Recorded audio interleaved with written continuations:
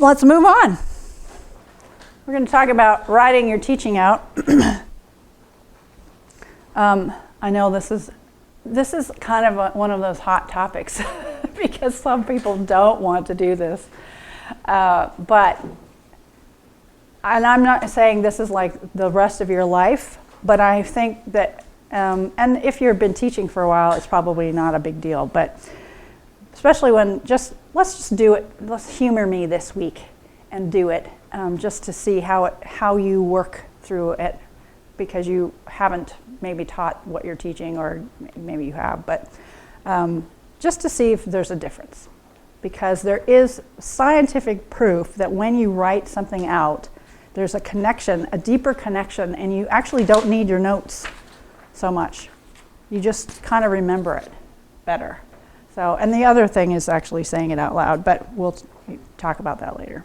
So, did somebody have I heard something, so noticing that somebody said, kind of went, huh?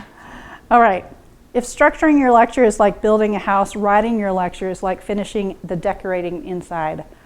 This is where the second phase of studying and collecting content takes place. So, you're going to go back over your resources and do more in-depth study or research for this hour, for this part, or whatever you're doing. And I have an example of this in my own very first lecture I did on Luke. So in Montana, we did objective meetings where we would talk about the objectives of our teacher, of what we're teaching, to somebody who had been on staff for a while. And then we would actually do a practice run through, especially when we were new, to teach that. It doesn't always happen now, but I used to do it later for people. I think it's really helpful for new teachers specifically. But so I was with Ron Smith. Do you guys know Ron Smith?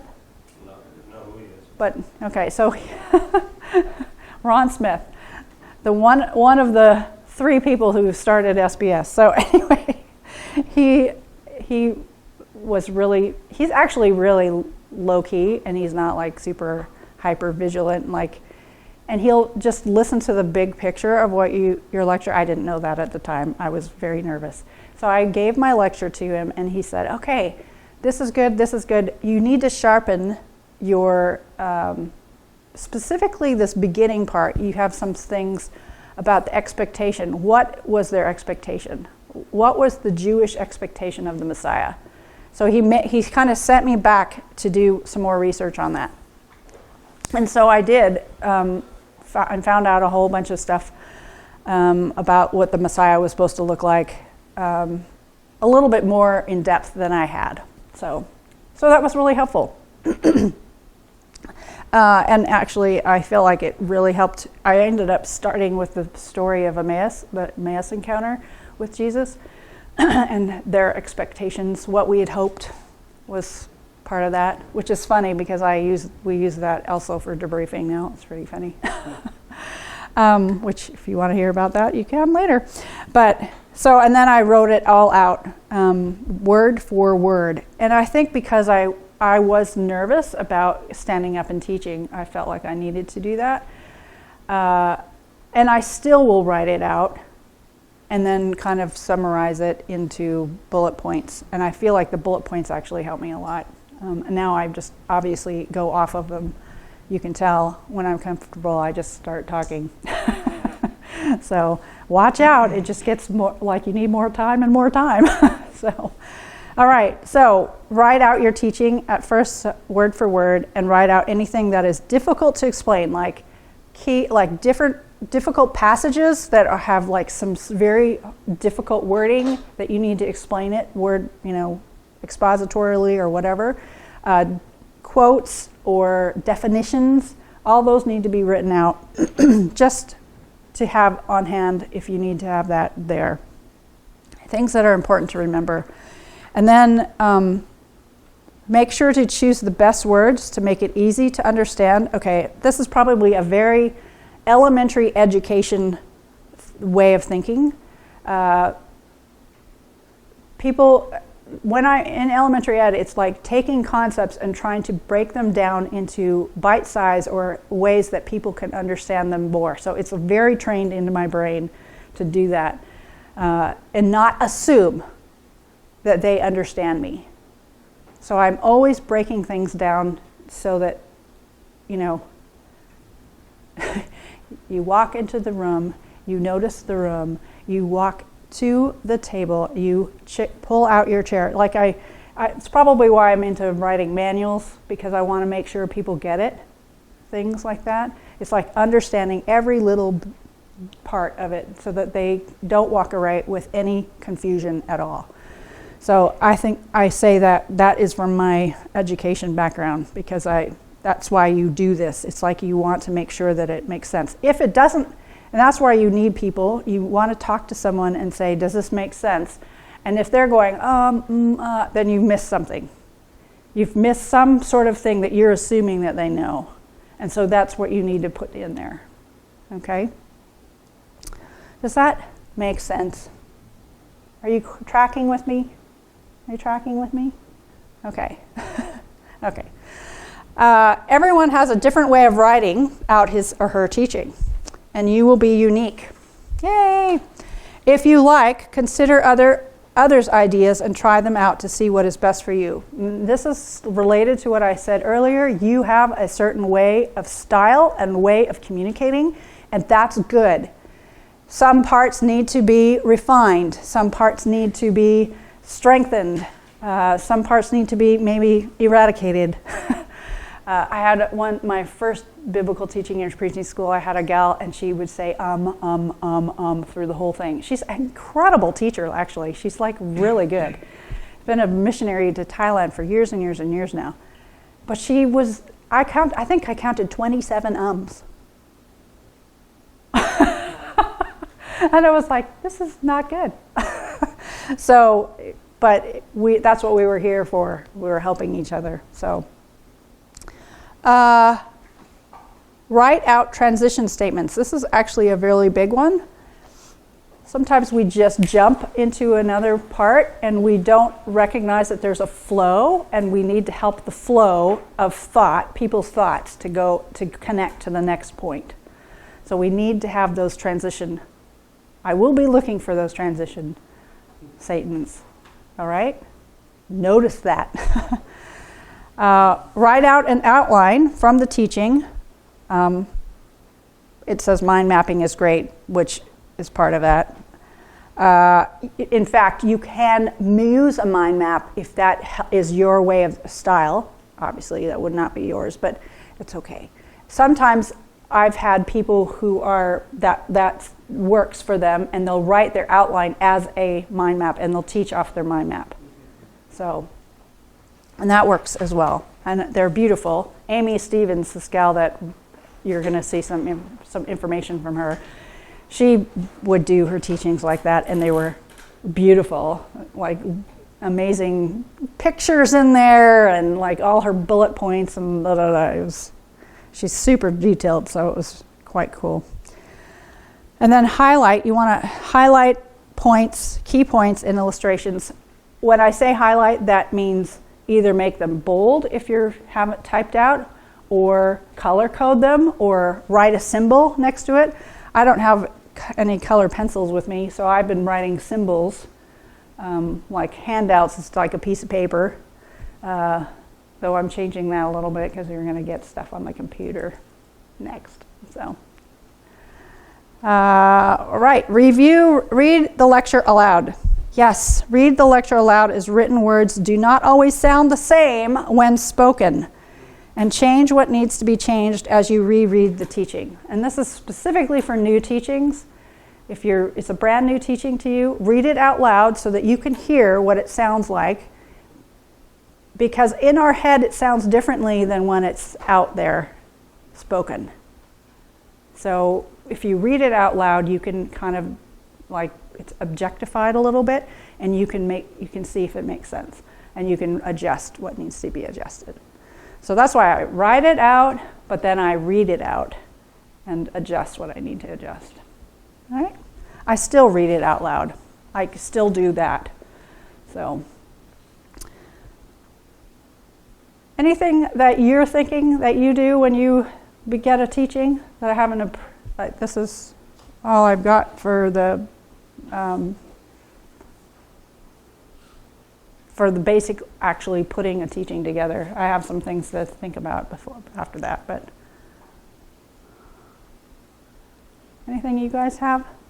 Just for me, whenever I've done a teaching and I've taken the time to more write it out, I never, ever, ever stick to that. Yes. Follow that, ever. Yes, what happens? Questions,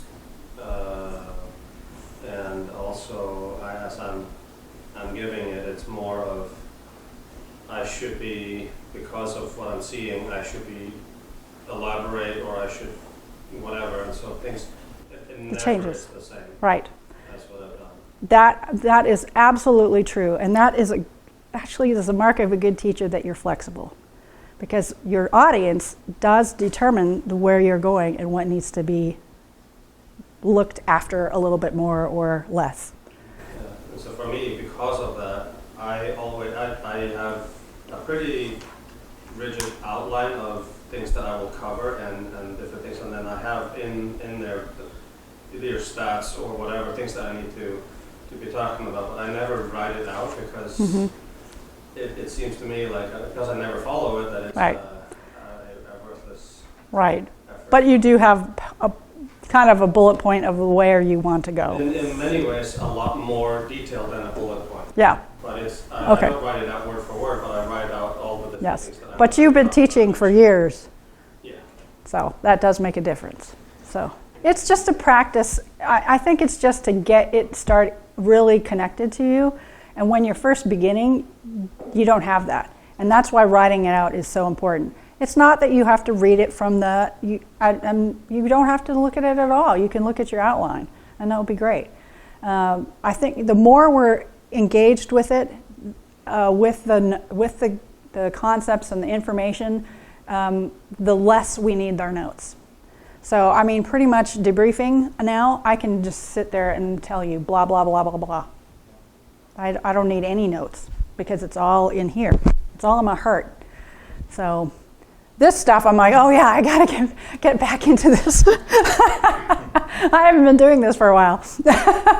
So it's been a good challenge. Not super hard. I have different color highlights. Yeah. So yellow is like, hey, this is a good, like, you don't have to say this word for word. It's not one of your major points, but if you're off, you can do that. And then dark orange is like, you're going to get off topic if you don't mention this. Oh, or you're good. not. So That's like, a good idea. the major points are orange. Yeah. And then like, there's some parts that aren't highlighted, and that's just, okay, go with what you're saying. You can follow that. Yes. And then Tim, you mentioned that you had like timestamps, like that takes like 3 minutes. Oh, that's a good So- idea. And so I've been trying to do that, but it's really hard because when you practice by yourself, you're like, oh, that took 30 seconds. And then when you say it in a group of 20, it's like, oh, that took 4 minutes to say. Right. That's It always takes longer than you think. Yeah. That's what we used to tell each other when I was working in Ukraine. Yeah. It was kind of our joke because we had also had interpretation. We had Russian interpretation there. So that's just a whole nother complicated thing. Well, So I think with my timestamps, I can like figure out how much time I have, and then I kind of divide it. Yeah. So you're like with these, you have like 20 minutes, so you're like, so you gotta, Yeah. and that works with my, with, It's more of an allotment than it is, this is how long it's going. yeah. I got it. Okay. I like Interesting. That's good. See, all these ideas. That's great. Generally, I've We need each added, other. if it's for every 20 minutes that I have, I just sort of, like we had the 25 to 30 minute, and it's generally 15 minutes longer than I practice at home. And that seems to be like the rule of thumb, Mm-hmm.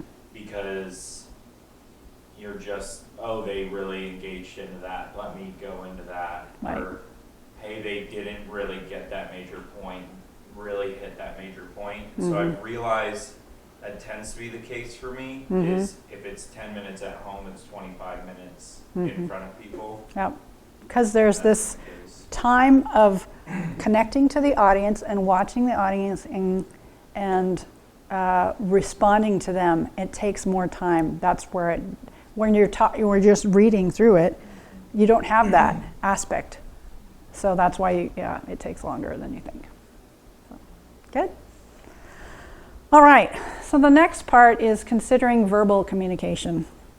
Did you have any information on this with Phil? Yeah. Okay. Let's go through this, and then you can tell me what some things that he brought up, because I'm sure this is not exhaustive either. But these are things that we taught in Titus Project. So, your voice may not be something that you have given much thought to in the past, but as a teacher, it is of utmost importance. To be an effective communicator, you must know how to adapt your voice to meet the needs of your audience. Not understanding this can ruin a well-prepared teaching. How many of you have ever been in a teaching or a preaching with someone who's monotone? How is that for you?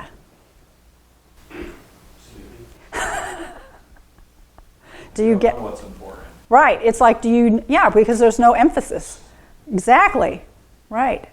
Sleepy, bored, not understanding what's the main point. It's hard. Okay. So, yes. People, when they bark at you, I find that very distracting. Oh, yes. I don't like that either. Actually, because now I'm focused on why are they doing that? Why are they yelling? And actually yelling really loud and hard, because of my Lyme, I don't deal with it. But it kind of shuts me down as well. Like I can't deal with the rah, rah, rah, rah, rah, rah, either. So, all right. So, That's when it's a natural progression. yeah, When it's not just like all of a sudden they're yelling. yeah, right. It's like when it's all of a sudden, it's all I can think about. But it's actually a natural progression of the rhythm that they're going Yes, for. And yes. eventually it's that. It's like I'm not consciously thinking, oh, they're yelling right now. Yes, But I am consciously thinking, oh, they're really passionate about what they're talking yes, about right now. yes. It's variation. Yeah. It's using it for It's emphasis. almost it's like the music. It's like the Yes. timbre. It's like using dynamics in your voice creates that emphasis. Like you don't just all of a sudden start loud. Yes, Like you slowly build up a song, yes. and then you bring it. back Absolutely. Absolutely. I'm a singer, so yes, I get that. For Yeah. sure. Yes, definitely an art. But you have to know your content, and you have to be comfortable, You have to know your audience. and you need to know your audience. Absolutely. So I've got speed, fast or slow. You need both. You need all. Tone, the sound of your voice, like is it nasal or breathy or high-pitched? When I first started, I was very high-pitched. Actually, singing helped me lower my voice. So, yeah, it's kind of funny. Volume, loud or soft, you want both. You want to have, there's times where you're saying, and the Lord said, and everybody listens because they're wanting to hear, because you're lowered your voice and you're using this whisper. Or what you just did. I'm not going to try to do that. Gabe doesn't want you anyway to do that. That's a little hysterical. Fluctuations, going up and down with your words, creating emphasis. When I was reading actually this first part, your voice may not be something that you have given much thought to in the past, but as a teacher, it is of utmost importance. I tried to actually do a little bit when I read that. Don't know if you noticed, but so fluctuations. And that's actually what I was talking about when you read passages of Scripture. Not to just blitz through it, but actually think this phrase and this phrase and this phrase, and how should I say this phrase?